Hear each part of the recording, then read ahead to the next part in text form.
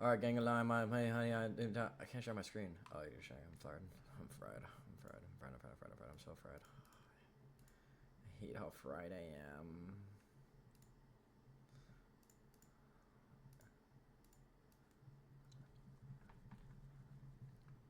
Okay, so let's get into breaker blocks. This is genuinely one of the simplest things to understand. To be honest, I don't be just marking out breakers, but when I see one, and I just keep it in mind. So breakers, really the only thing you need to know with breakers is that breakers are one of those things that are that extra confirmation for like a reversal or just if price wants to continue in a certain direction, right?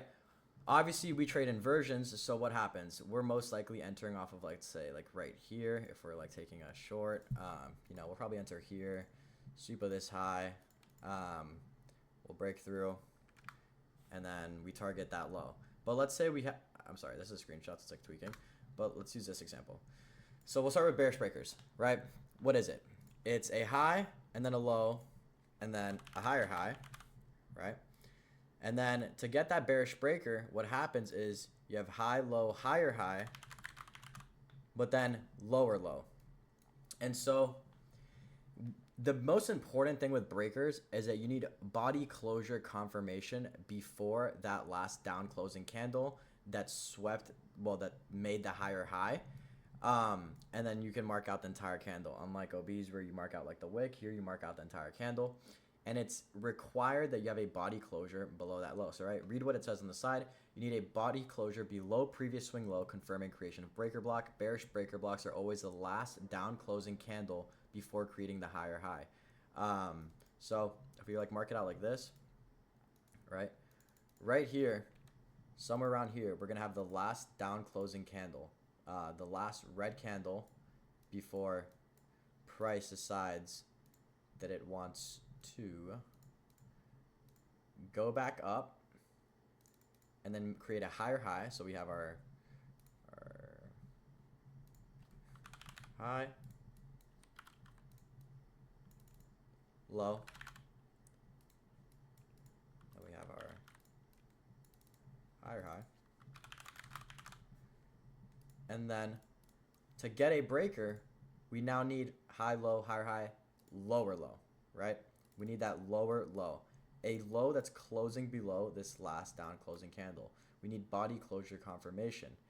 And so that last down closing candle is going to act as that bearish breaker, right? And so the reason it's important to understand breaker blocks really is because often if you're not taking the first inversion off of lack of conviction, off of lack of structure, you ideally would want to see, maybe like a breaker block get created, see if price respects that breaker, and then you can get like an inversion. But we pair it with more confidence than just that. So this is a bearish example, right? The most important thing you want to know here is that last down closing candle before you make the higher high is going to be your breaker once you break through this low. So refer to this image, please. Like, look at it for 20 seconds. Make sure you understand this before I go on too bullish.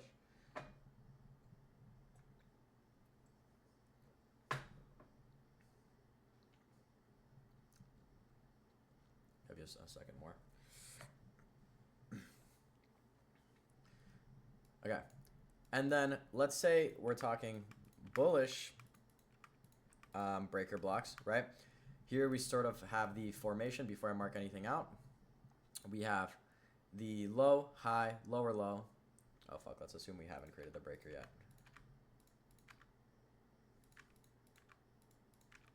And then in order to get a bullish breaker, what do we want to see? We want to see price break through here, close above this high, and then this is going to serve as our bullish breaker.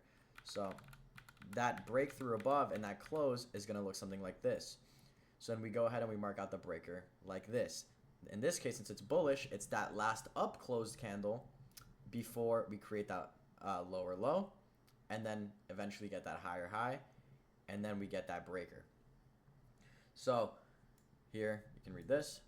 Body closure above previous swing high, confirming creation of breaker blocks. Bullish breakers are the last up closing candle before creating the lower low. Give this a look, and then I'm going to elaborate a little bit more. Here, just make sure you really understand this. It's simple. It's pretty simple. Okay. Now, question for you guys.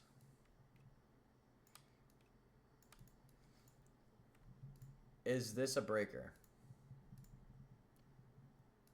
Is this a bullish breaker block? Why is it not a bullish breaker block? Exactly. No body close, right? We simply wick this high. And so I think breakers are actually a good conversation because they do help with inversions, right? The inversions, your inversions, most of your A plus inversions are right before the breaker's created, pretty much. So we'll get into that. But yeah, correct. Like you said, we don't have a body closure here. We simply have a sweep of this high. So this isn't confirming that we've created a breaker block and price wants to continue higher. For all we know, this is just a simple sweep, and now prices most likely want to go lower and go for more lows. But until we get a body closure, right, which would look something like this, then we don't have a breaker. Okay, so let's go into, for example, like today. So I've been trying to find like really clear swings, but I'm not gonna lie, PA has been like relatively choppy and not super clear. But like I think the closest I'll get here to like a clean breaker is like the 2 minute. So if you look at the 2 minute chart, right, you just look at it like starting here. Okay, let's look at it like this. Low. Let me make this text a little bit smaller so it doesn't get in the way. Low. High. Play price forward here.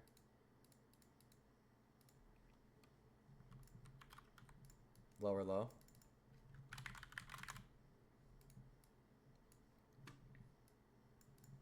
And now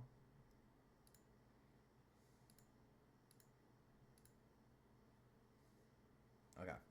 Higher high. Why is this a higher high? We closed above that, right? If you want like a little bit extra confirmation, you can maybe for something like this. But we closed above that. We didn't just simply wick it. Maybe you can refer to this. And if you were to draw these lines out, this PA out with like lines, right? I know it looks a bit cluttered, and it's not always gonna be perfect, right? We gotta remember it's just price action doesn't look like fucking lines. But if we were to turn this into a line chart, it would most likely look like this, right? If we start from like here, start from here, sorry. We have low, high, lower low, higher high, right here. Low, high, lower low, higher high. So your breaker here would be your last up close candle before we went ahead and made that lower low, which would be that candle right here, this up close candle right here. And so that's going to serve as your breaker. So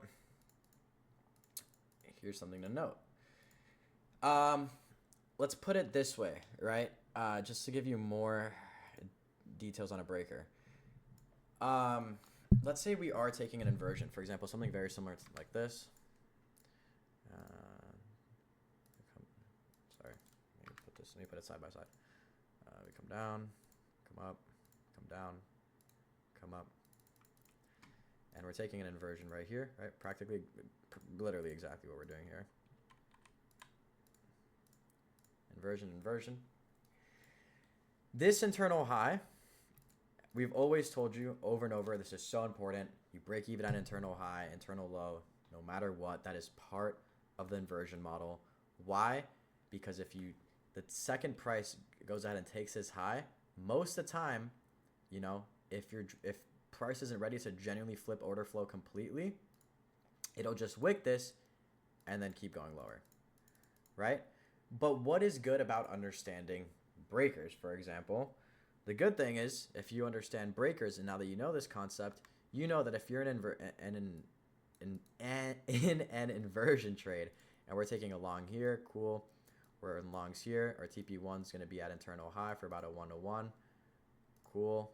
We get that 101, we TP, just naturally at 101, that's our first level, internal high, we're break even here. And then we see that we were able to close above this high and we get a breaker. Then we know we still have confirmation that price wants to trade higher. So let's say we have another draw above, some buy side resting like over here. Let's say maybe like an unfilled gap, but like an unfilled 15-minute, unfilled 15-minute up here. So we've created this breaker, right? We're in this trade. We already took TP1, but we were able to break above this internal high. We've created this breaker block, and so now we want to see, okay, does this breaker get respected? Sweet. I still have high conviction now for a higher draw, and I can expect maybe this unfilled gap to be the next target, right? So this is important to know and be able to like analyze because it helps you build a narrative for price. It helps you build a narrative for your trade and for your targets. So the main thing I want to emphasize here is like how can you really utilize breakers to your advantage? So let's say here, let's go to, where did I mark this shit out, bro? Okay, yeah, this is what I want to talk about. So let's say we've been in bearish order flow, right? It's very similar to like PA today. Bearish order flow, respecting bearish PD raise, eventually hit key level. Okay, anyone, and we'll get into market maker models in the next lesson, I believe. But really what it comes down to market maker models is understanding where liquidity is being generated. Are we generating buy side? Are we generating sell side as we're delivering to a key level? And from there, you're sort of building that market maker model. We'll get more in depth on the lesson. But let's say this. Okay, so let's start here. Price hits this key level right here. We have a bunch of buy side. We have, let's say, this buy side liquidity up here. We have data highs up here. We have London highs. Cool. You know, we hit this key level. We get that resweep. I'm feeling personally great about an inversion trade off of here. So I'm looking to take an inversion here. Cool, I can take an inversion here. And this looks good to me to start like targeting, you know, whatever it may be, internal high, buy side, cool. That's one option if you're feeling high conviction. Now, let's say you're still not confident that price is ready to flip order flow and start running through all this buy side, all this generated buy side liquidity. So you're thinking, fuck, bro, like, yes, this inversion looks good, but I'm not totally convinced yet. That's fine. There's nothing wrong with that. You want to build more conviction, you want to build more probability. That's fine. There's nothing wrong with that. You don't have to enter at the same time as everyone. There's inversions happening all the time. It's a matter of when you've established enough narrative for your price. And so you're like, you know what? Fuck it. I'm going to skip out on this inversion and just see if it plays out. And if we manage to break above this high, what do we get? A breaker. Great. So let's say we've now broken above this high. We create a a bullish breaker off that last down closing candle. Last up closing candle that we have here. We create that bullish breaker. And now you're thinking, great, we were finally able to break above this high. We no longer have these failure swings. We're seeing a start of a flip and order flow. We have a bunch of buy side. I'm not late to anything. I just wanted more confirmation. That's fine. We've created this breaker. Now let's be a little bit more intuitive, more smart with this breaker. So we have a breaker block. Let's say, you know, maybe you have a 5-minute or something, or maybe you don't have a 5-minute. Let's just use a breaker to be honest. And you wait for price to trade back into this breaker. You see this breaker gets respected, and this buy side level that you still wanted to target that looked clean is still there. What can you do?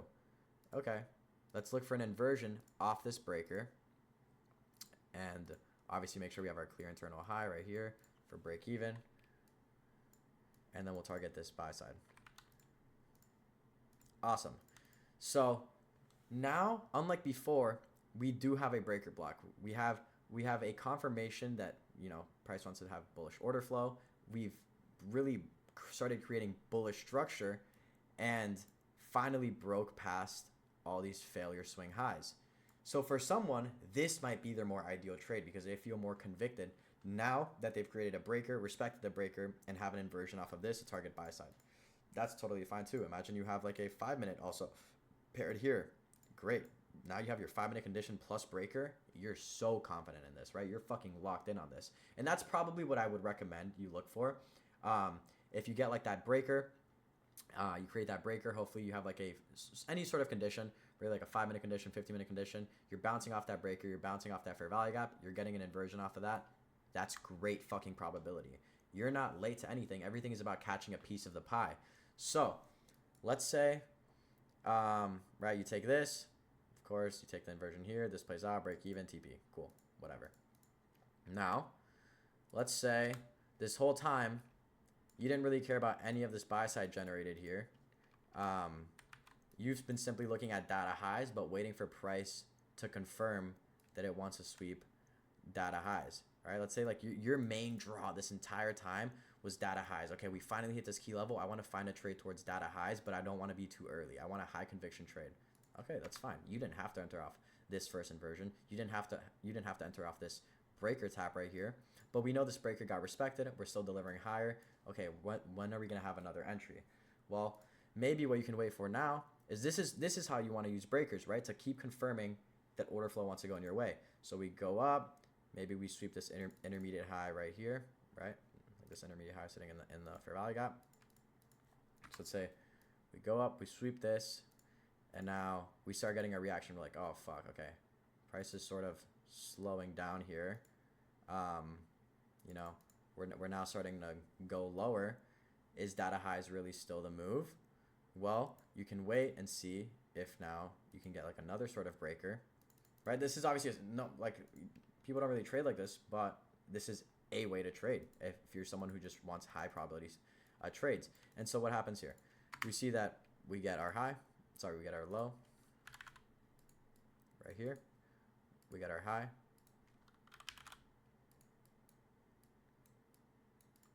And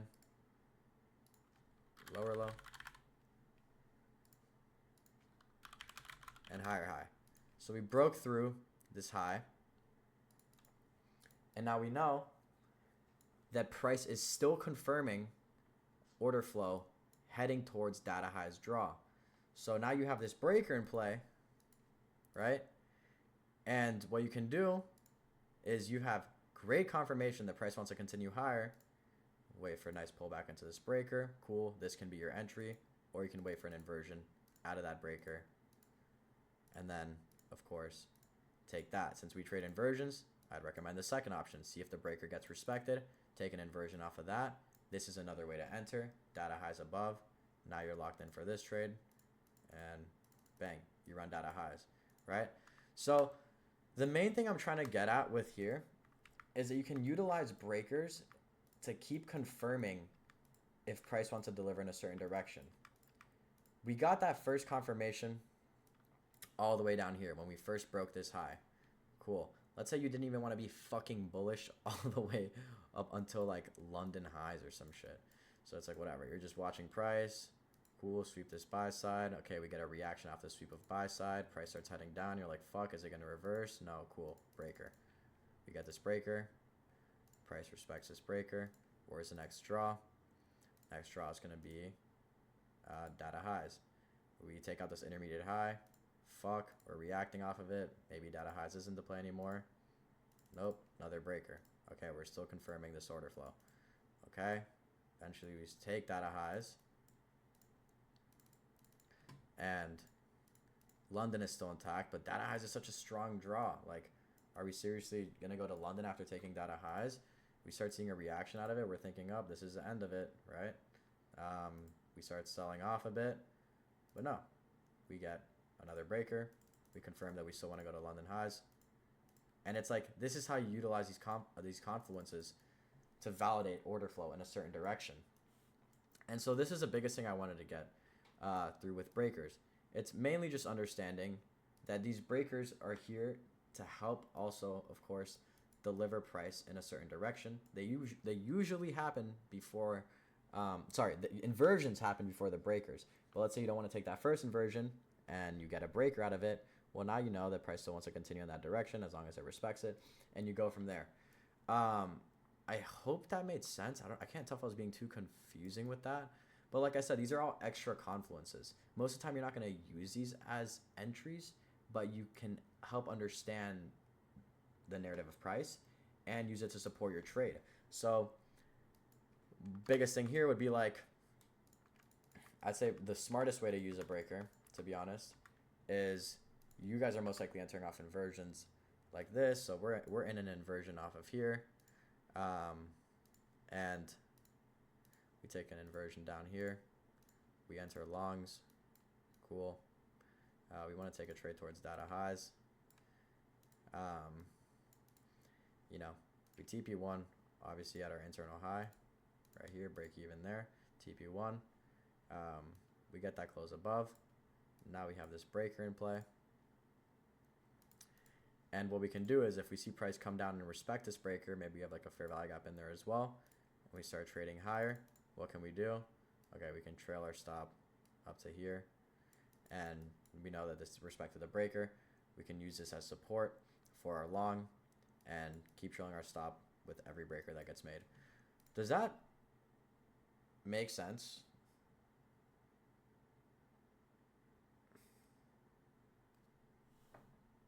Okay.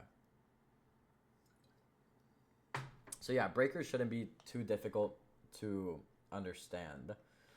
So if the drawn liquidity is clear and you're above 50% of the leg and a premium, you will still take the entry when we're in a point of interest and internal sweep, and then IFEG towards the drawn liquidity.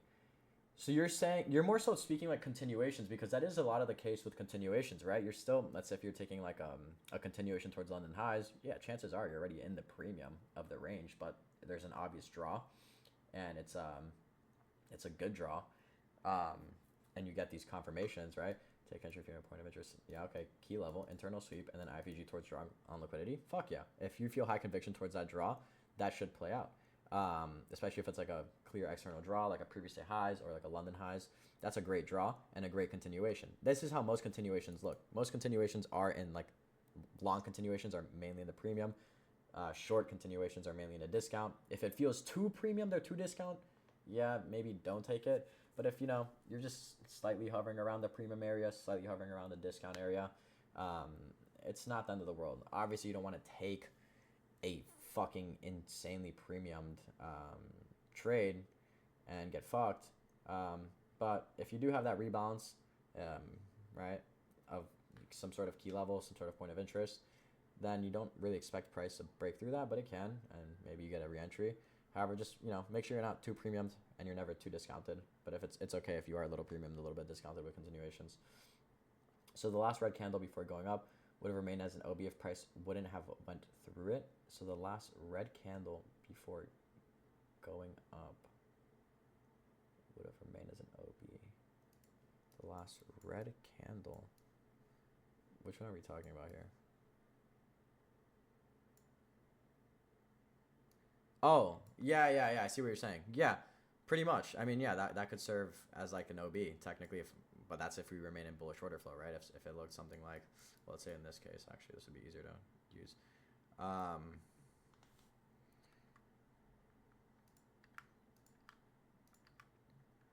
If we had something like this, and then we kept going like this, but yeah, you're not wrong.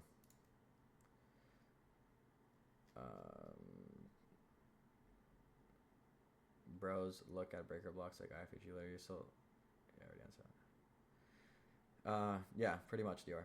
Find them harder than entries when we just sweep external liquidity for your reversal.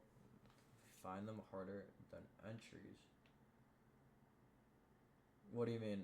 I'm not sure what you're asking there.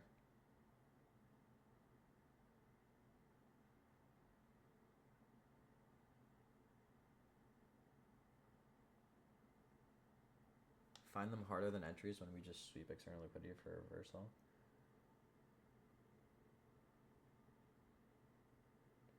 But can you elaborate on this? Find them harder than entries when we just sweep external liquidity for reversal. Breakers?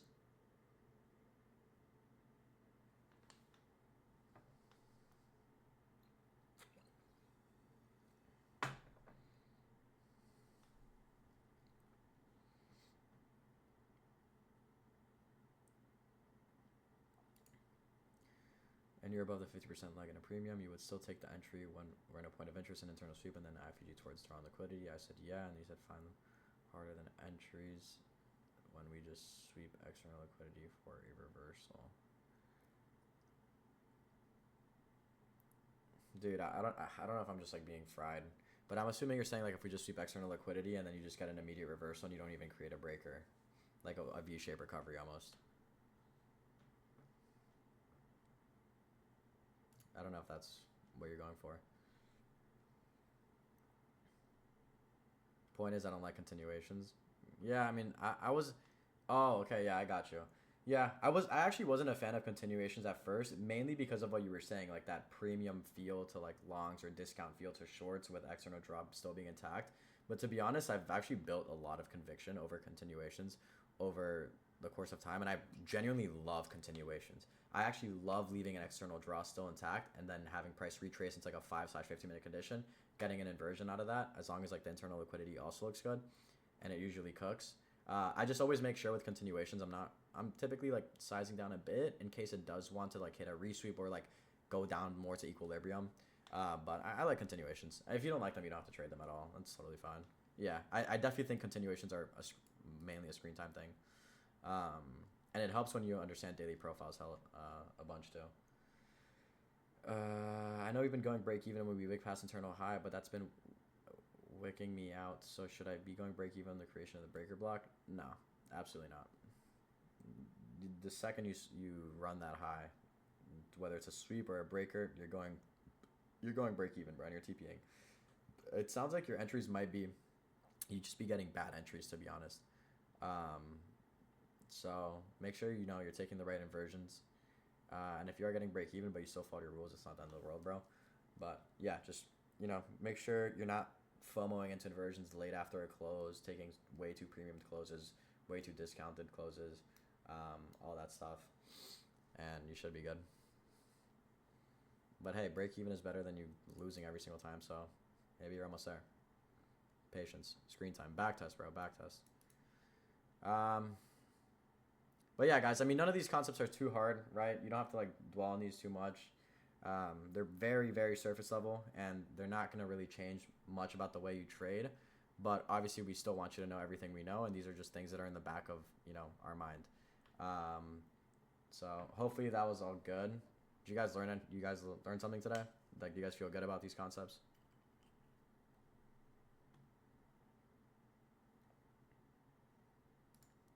Fuck yeah. Fuck yeah.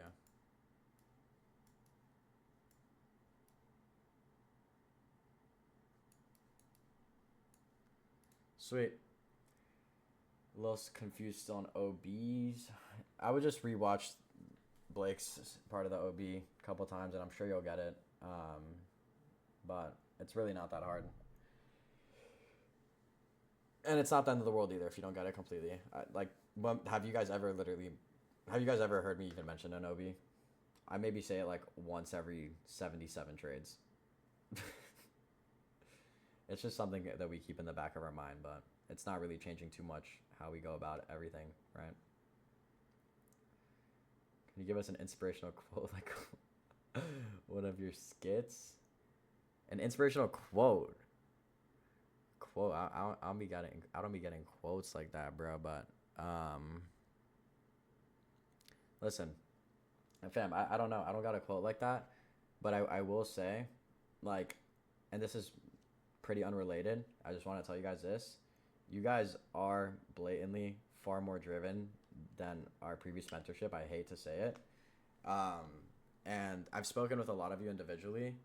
Some of you obviously are a little bit more AWOL. Maybe you're not in your accountability partner talking with them as you should. I do recommend you do that. I understand if some people are better at working alone, and that's totally fine. Like, people who work in silence sometimes just work like absolute beasts. Um, but I will say, you guys are seeing people rack in results left and right from previous mentorship. It hasn't been that long since that one. You guys are, some of you are already getting payouts, which is fucking ridiculous. Those of you who are seeing success, if you could spend a little bit of time just chatting with other people who may be struggling more and showing them that it is real, that it's possible, because that is a lot of people, even despite everything sometimes it still feels like it's not possible, because trading is slow at first. It feels slow until you've stacked up money, and it sucks that it's such a monetary goal-based thing, but if you just genuinely start to fall in love with the process, guys, it makes it so much better. Like, literally just wake up every morning, bro, hour before, collect your mind, and just get in the habit of building routine. I'm telling you right now, that is the most beautiful feeling on the planet. If you just build routine every single day and you stick to that shit, like, it feels amazing, bro. It feels amazing to follow your rules and do all that shit, and that will inevitably lead you to succeeding, of course. Um, I've said it a million times, so you don't need to hear from me a million times, but I will tell you a million times. Anyways, I want you guys to keep it up. You guys are fucking crushing it. I hope you are seeing results, and it's not even about. It's not really about money, right? Like, it's not about whether you've made money yet or not. That doesn't mean uh, that you've like succeeded. If you're the one who got a payout or whatever, it's genuinely all about whether you've showed the fuck up every single day or whether you've watched all the recordings or actually just gone out of your way to learn. You're already 100 steps ahead. I'm not kidding, dude. You wouldn't imagine how many people just think that they can sit on their ass and get lucky with this. There is no luck involved at all. There is zero luck involved. It is fucking hard work or nothing. I always tell people this. If it was easy, it wouldn't be rewarding. If it was easy, it wouldn't be rewarding. And yeah, bro, luck really isn't real in the world of trading. Any money that you make that you didn't even know what you're doing, any money that you made out of luck, the market will take back that money. I promise you. Sure, it feels cool to make $4,000 or fucking $10,000 on a trade that you didn't even know what the fuck you were entering off of, but you still took it because you were bored. But I guarantee you that money will disappear in 4 seconds if you don't know what the fuck you're doing. But yeah, just follow your rules and the market will reward you. Don't follow them and the market will punish you. Yeah, let me make sure I have all you guys added who are saying this. I should have added most of you by now. Yeah, of course you can DM me. You ever go to the casino? So I don't really go to the casino, bro. Like, and me and Blake were bored yesterday and we gambled. But like, dude, I think I've gambled maybe a total of 6 times in the last 2 years, bro. Gambling just isn't fun anymore because there's no edge to it, and like that's the one thing like that's trading has taught me so much. It's like shit like that is so stupid. You just literally fry your. Of course, occasionally it's fun, bro. If you're out with your friends, you know, fucking around, and it's like fuck it. The adrenaline is cool, but if you're gambling to like simply chase money, then you're just a fucking dumbass. And once you get good at trading, you'll realize how fucking dumb it is to gamble because you literally have no edge. It's insane. Yeah, Blake's way better at answering DMs than me, but I'll get to them today. Sorry about that. I already have you added. All right, boys, we're gonna head off here. Hopefully you learned something. Homework, of course, is identify one CISD, one OB, one breaker. Those of you who are struggling, try to help out your homies. Also, rewatch recording if you need to. And yeah, I trade Power 3 and lately there hasn't been A+ setups. Would you recommend to stuff more than mech model? Yeah, probably, bro. You can't just trade Power of 3 though. Like that's not like unless you trade it like PDI, I guess. But yeah, bro, try to really master our models, and it's all about backtesting and building that conviction. To be honest, before you execute on live markets. 4-hour Power 3. Yeah, I mean, I can't speak for you on that because I don't trade like that. I only use that as a bias determiner.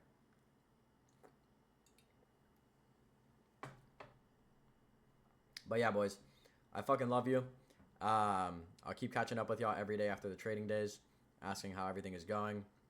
I'm gonna go through my DMs later today, answer those of you who I've just been absolutely going Hollywood on. No, I'm kidding. It's not on purpose. But yeah, I'll look at all that, and hopefully you guys enjoyed this lesson. Next one I think is on market maker models. Let me check real quick over here. Yeah, so next one's on market maker models. Make sure you're pulling up these Q&As with Ronan. Recognizing market conditions is a great day. Just really application. Oh no, that's application is that one. Group backtesting. This is huge. That's the 12th. You have about 2 weeks, a little bit less before the backtesting. Bro, if not even 5 of you guys go on stage to backtest, I will be so fucking mad. You have no idea. Like I'll actually end the mentorship. Like we'll literally stop it. Like, it's been 2 times already, bro. Where only like 2 people do it. Start fucking backtesting. Practice, bro. I'm literally we'll hold you guys accountable. I'm not fucking joking. If 5 of you aren't ready immediately the first day to backtest, Blake and I will postpone the fucking mentorship and not finish it until 5 of you do it that fucking day. So start practicing. And for everyone who practices, we'll get you guys. We might slide you an account. We might slide you a little funded account. How about that?